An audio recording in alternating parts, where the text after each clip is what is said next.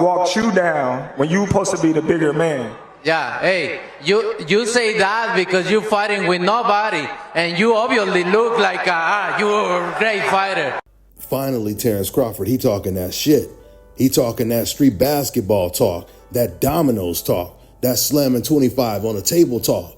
Let me start by saying this press conference, it was put together very well. It was one of the best press conferences we've seen in quite some time. It didn't start off with the promoters, the managers, the investors talking for like 15, 20 minutes before the boxers even get to talk. This press conference, it was hosted by Dana White, and it had a UFC feel to it. We all know UFC, they know how to promote fights. They have the best press conferences, the best weigh-ins. So this press conference, it felt very lively. And once again, Terence Crawford and Canelo Alvarez, they were going back and forth. That clip that I just played for you guys right there, that was Terence Crawford telling Canelo Alvarez that he is going to walk him down even though he's supposed to be the bigger man.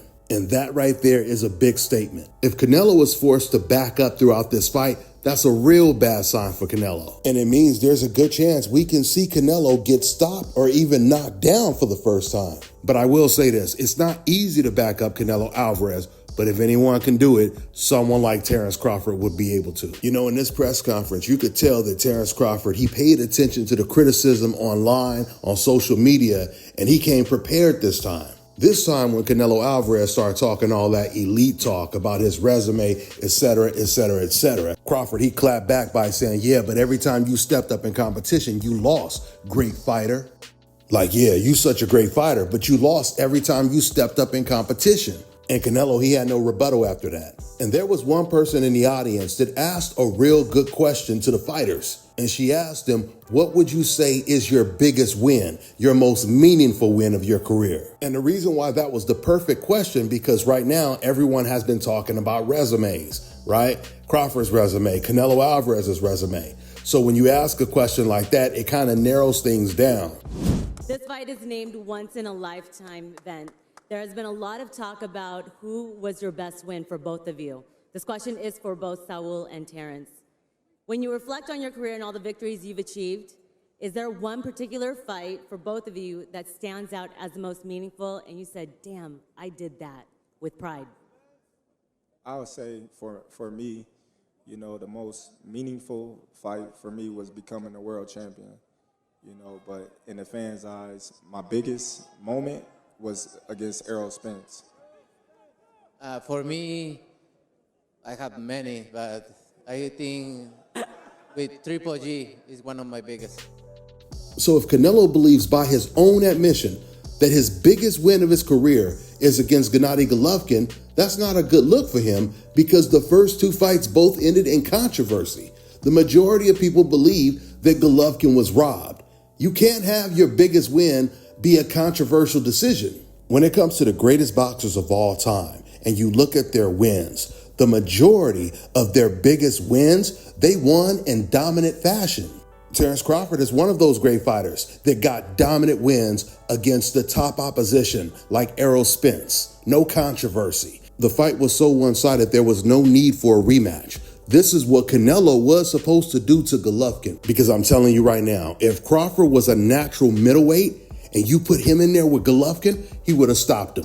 Hands down, he would have stopped him. So anyway, I was telling you guys in my very last video, after I seen Crawford drop the ball, that's what I called it. I called him dropping the ball, where he was letting Canelo Alvarez use all these internet race fan talking points, and he wasn't checking Canelo for it. I said in that video, if you were to ask Canelo Alvarez, what is his best win of his career? Name the biggest wins of his career. I said you can't include Golovkin and Erislandy Lara because both of those fights ended in controversy, where the majority of the boxing world feels he lost those fights. And once again, this is the reason why that was such a great question to ask at the press conference. And Canelo Alvarez, he answered the question by saying it was Golovkin that he felt was the biggest win of his career. Says a lot about Canelo Alvarez's resume in terms of who he beat.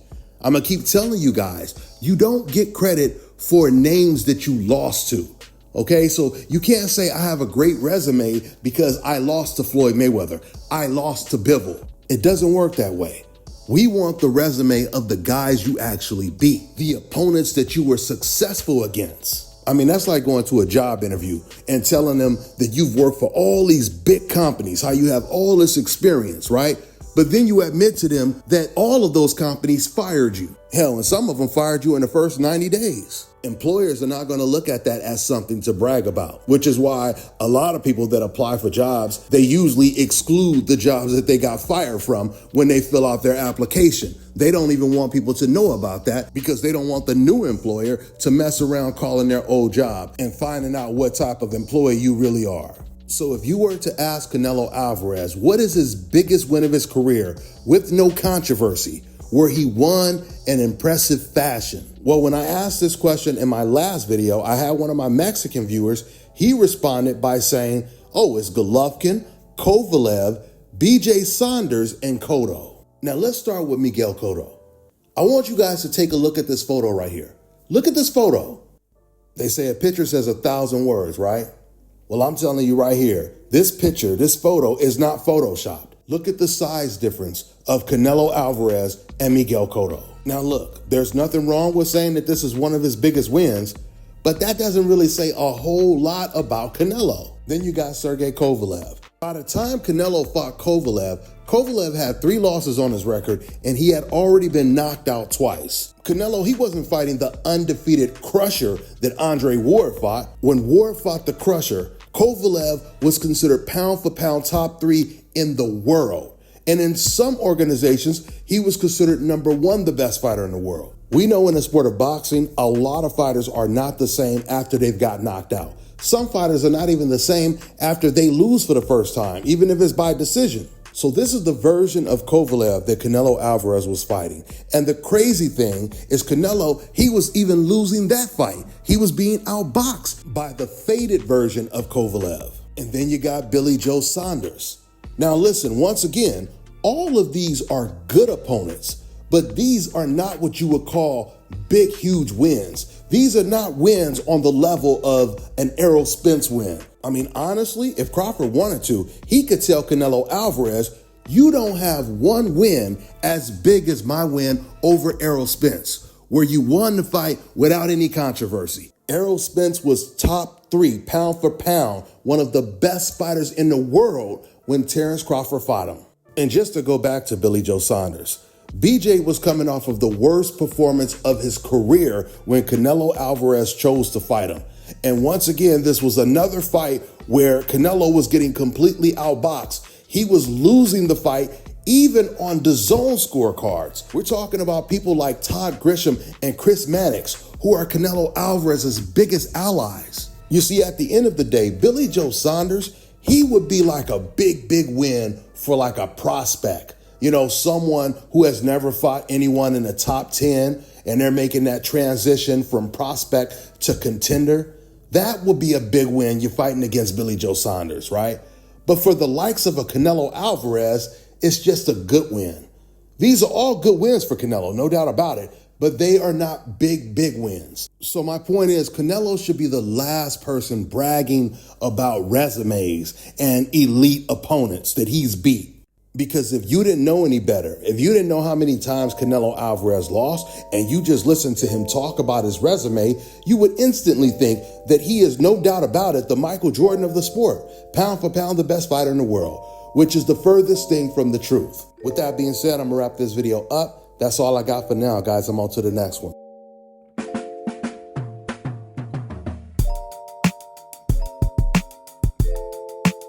All right, now check this out, guys. If you're looking to repair eczema scars, burns and bruises, dark spots and blemishes, the fever blisters, diabetic ulcers, this right here is the perfect product for you guys. It's called Elo Diki Face and Body Oil. Athletes and top-ranking boxers, they're also using it after training to reduce swelling, inflammation, and to ease the pain. So get yours today. Go to elodiki.com, like them on Facebook, and follow them on Instagram. Let me tell you guys about Issa Israel Law Firm. It is a full-service legal practice based in Denver, Colorado, an emerging hub for combat sports and high-altitude training. If you're a fighter inside or outside of the ring and you need a law firm you can trust to fight for you, Visit thefighterfirm.com or email help@iilawfirm.com. Legal representation is usually limited to plaintiffs or defendants in Colorado, but iFirm can help anyone in the world with trademarking their business name, logos, and U.S. immigration issues. This brother has been my attorney for a while and helped guide me through all kinds of business and civil issues, so make sure you guys go to thefighterfirm.com.